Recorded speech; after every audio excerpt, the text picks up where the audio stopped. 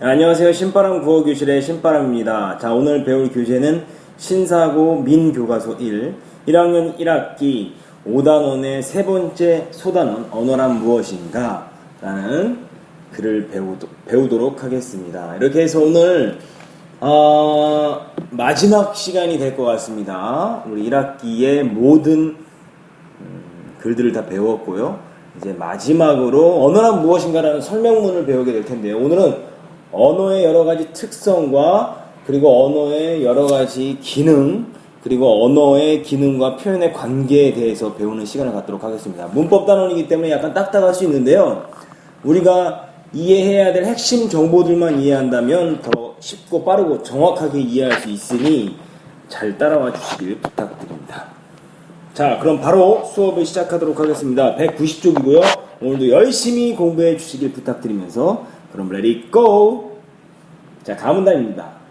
우리는 언어를 통해 다른 사람과 의사소통을 한다. 만일 우리에게 언어가 없다면 생각과 감정을 구체적으로 전달하기 어려울 것이다. 자, 생각과 감정을 구체적으로 전달이라는 부분에 밑줄을 쳐보시죠. 그러니까 다시 말하면 언어는 내가 생각하고 있는 것들을 표현할 수 있는 도구다라는 거죠. 그렇기 때문에 언어는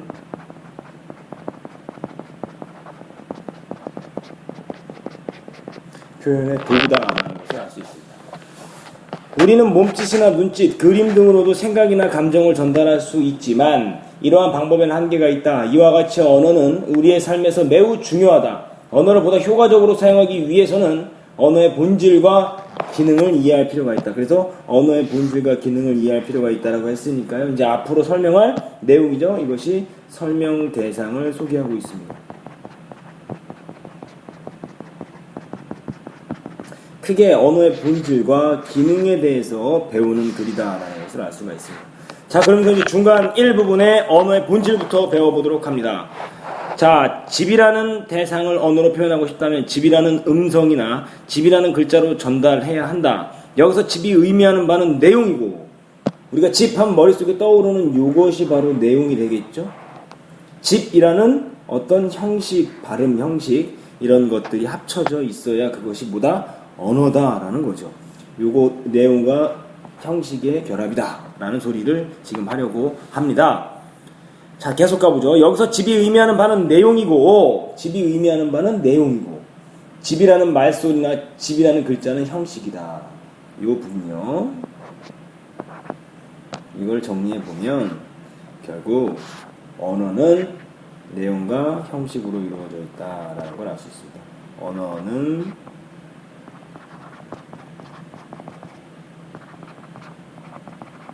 이렇게 이루어져 있다는 공식이 성립이 될 수 있겠죠. 이처럼 언어는 의미라는 내용과 말소리 혹은 문자라는 형식이 결합된 일종의 기호이다. 그러니까 언어의 기호적 특징을 지금 이야기하고 있습니다. 그런데 언어의 기호와 형식은 필연적인, 꼭 그래야만 하는 관계가 아니다 이 소리예요. 필연적이라는 건 꼭 그래야만 한다는 거죠.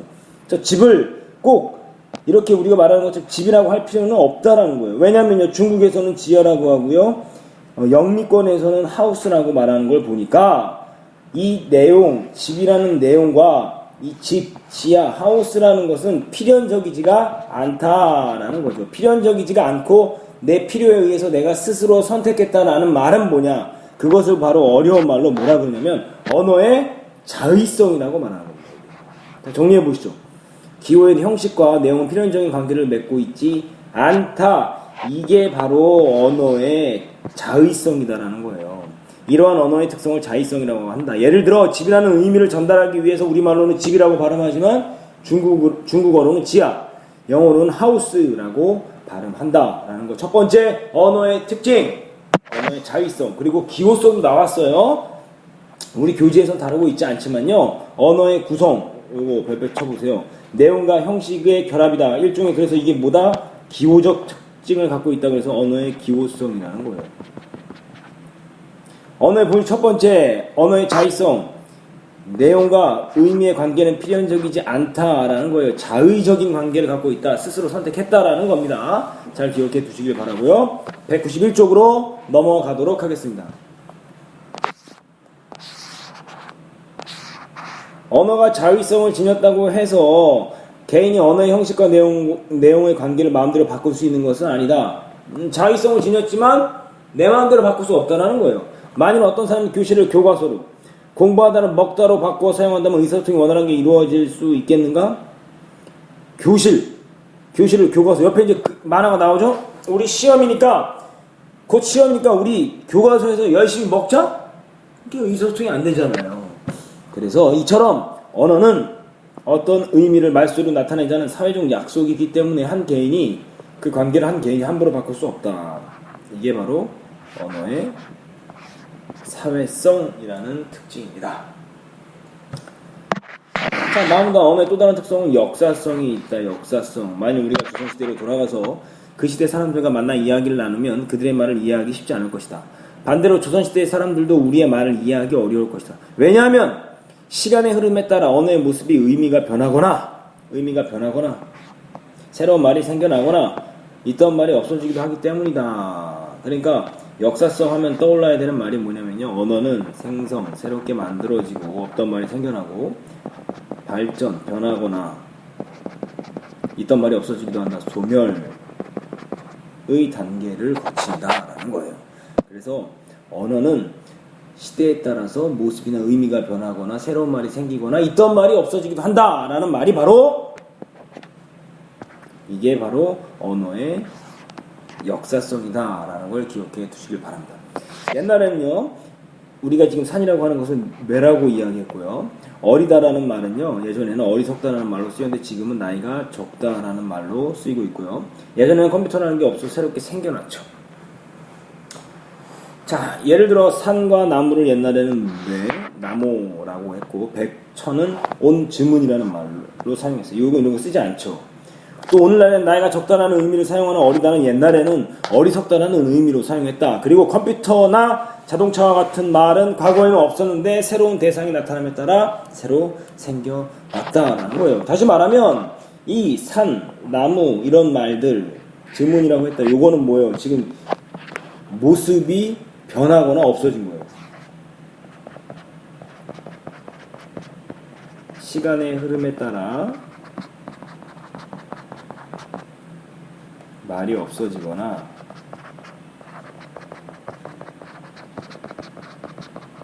모습이 변한 경우를 말합니다.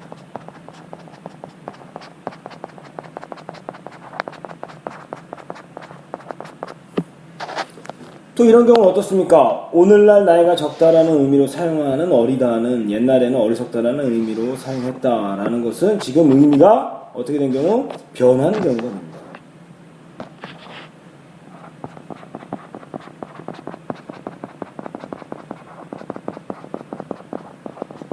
이렇게 되는 거고요.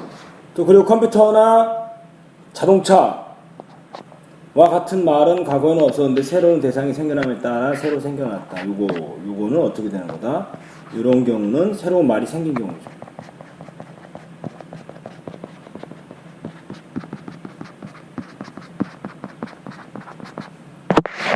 이렇게 해서 언어의 본질 두 번째 정리해 보시죠. 오마이노트예요. 언어의 사회성. 한 개인이 마음대로 언어를 바꿀 수 없다. 언어의 역사성. 시대에 따라 생성, 성장, 소멸한다. 생성, 발전, 소멸 다 똑같은 말입니다. 이거 잘 기억해 두시고요. 한 개인이 마음대로 바꿀 수 없는 사회성. 생성, 발전, 소멸하는 역사성 잘 기억해 두시길 바라면서 다음 페이지로 넘어가도록 하겠습니다. 192쪽입니다.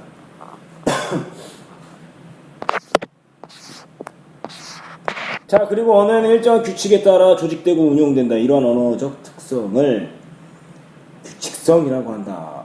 일정한 규칙이 조직되고 운용되는 것이 규칙성이라는 거죠. 규칙을 지켜줘야 된다. 나는 밥이 먹었다. 내가 내일 그 책을 주었다. 라는 문장들이 어색하게 느껴지는 까닭은 우리말 문장 형성 규칙을 어겼기 때문이다. 자, 옆에 있는 문제 풀 수 있겠죠. 다음 그림에서 알 수 있는 언어적 특성, 언어의 특징. 나는 밥이 먹었다? 뭐예요? 규칙에 맞게 쓰지 않았죠? 그렇기 때문에 뭡니까? 언어의라는 말을 꼭 써야 됩니다. 규칙성, 이렇게 쓸 수가 있습니다. 자, 또한 우리가 말을 할 때는 들어본 적이 있는 말만 외워서 그대로 사용하지 않는다. 상황에 따라 그에 맞는 새로운 단어나 문장을 만들어 표현하기도 한다. 상황에 따라 새로운 단어나 문장을 만들어 표현하기도 하는데 이것을 언어의 뭐라고 한다? 창조성이다라고 이야기한다는 거죠. 새로운 말을 만들어낼 수 있다라는 겁니다. 새로운 문장을 만들어낼 수 있다라는 거죠. 우리 아기들이요, 처음에 말을 배우다가 단어로만 말을 하다가 어느 순간에 문장을 만드는데 하나의 문장을 듣고 여러 가지 문장으로 만들어내는 것, 그것이 바로 창조성이다라고 이야기할 수 있습니다. 예를 들어 나뭇잎 사이로 비치는 햇빛을 보고 나뭇잎 사이로 햇살이 비친다. 햇빛이 나뭇잎 사이로 쏟아진다. 나뭇잎 사이로 환한 새살이 돋는다와 같이 다양한 문장을 만들어낼 수 있다. 이렇게 해서요, 언어의 본질에 대해서 5가지 특성, 5가지 특징, 언어의 본질. 첫 번째, 자의성. 두 번째, 사회성. 세 번째, 역사성. 네 번째, 규칙성. 5번째, 창조성까지 배웠고요. 이제 언어가 어떠한 기능을 하느냐, 어떠한 역할을 하느냐 배워보도록 하겠습니다. 우리는 언어를 통해 정보를 전달한다 그랬어요. 정보를 전달한다. 이런 언어의 기능을 정보적 기능이다 라고 이야기한다. 친구에게 시험 범위를 설명해 주거나 길을 물어보는 행인에게 목적지 가는 방법을 설명하는 것, 이런 것들이 모두 언어의 정보적 기능을 보여준다. 어떤 정보를 전달하기 위해서는 대상을 지시해야 하기 때문에 정보적 기능을 지시적 기능이라고 부르기도 한다. 다른 말로 지시적 기능, 다 똑같은 말입니다. 뭔가를 가리키기 때문에 지시한다, 가리킨다 이 소리죠. 또한 언어에는 명령적 기능이 있다. 명령적 기능, 우리는 말을 통해 듣는 이가 어떤 행동을 하도록 요구할 수 있다. 말을 통해 듣는 이가 어떤 행동을 할 수 있도록 요구할 수 있다. 이것이 바로 뭐다? 명령적 기능이다. 창문을 좀 열어는 듣는 이가 창문을 열기를 요구하는 말이다. 창문을 열어달라는 요구는 창문 좀 열어줄래? 좀 덥네? 이런 건 좀 덥네는 뭐예요? 뭐 간접 화법이다라고 이야기할 수 있어요. 간접적으로 말하는 거죠.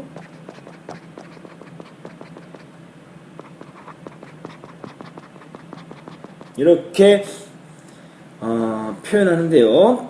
좀 덥네 등과 같이 다양하게 표현할 수 있다. 이는 말하는 이와의 관계, 말할 때의 상황 등에 따라 달라진다. 이런 거에 따라 언어 표현이 달라지는 이유입니다.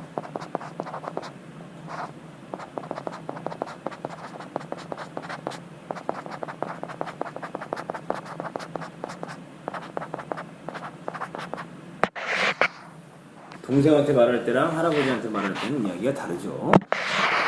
자, 언어의 본질 이제 세 번째, 언어의 규칙성과 창조성, 언어의 기능 첫 번째, 정보적 기능, 명령적 기능에 대해서 배웠습니다. 자, 193쪽을 가보도록 하죠. 자, 언어에는 친교적 기능도 있다. 친교적 기능이 뭐냐? 상대방과의 관계를 돈독하게 하고 친밀한 관계를 확인하기 위해 언어를 사용하기도 한다. 이것이 바로 친교적 기능이죠. 더 친밀한 관계를 유지하기 위해 사용하는 언어다. 자, 오래간만에 친구를 만났을 때 오랜만이야, 그동안 잘 지냈지와 같은 말을 하는 것은 대체로 서로 간의 유대관계를 형성하기 위한 것이다. 그러니까 정확한 대답을 듣기 위한 질문은 아니었던 거죠. 그리고 우리는 언어를 통해서 감정이나 태도를 표현하기도 한다. 이게 뭐예요? 이거를 이러한 언어적 기능을 정서적 기능이다 라고 한다라는 거죠. 예를 들어 원하던 일이 이루어졌을 때 와 하고 소리치기도 하고, 아플 때 아야 하는 소리를 내기도 한다. 즐거운 일이 생기면 정말 기뻐 라고 말하기도 하고, 슬픈 내용의 소설을 읽고 아 슬프다 라고 말하기도 한다. 또 같은 말이라도 높낮이를 다르게 하거나 강약을 조절하여 감정이나 태도를 드러내기도 한다.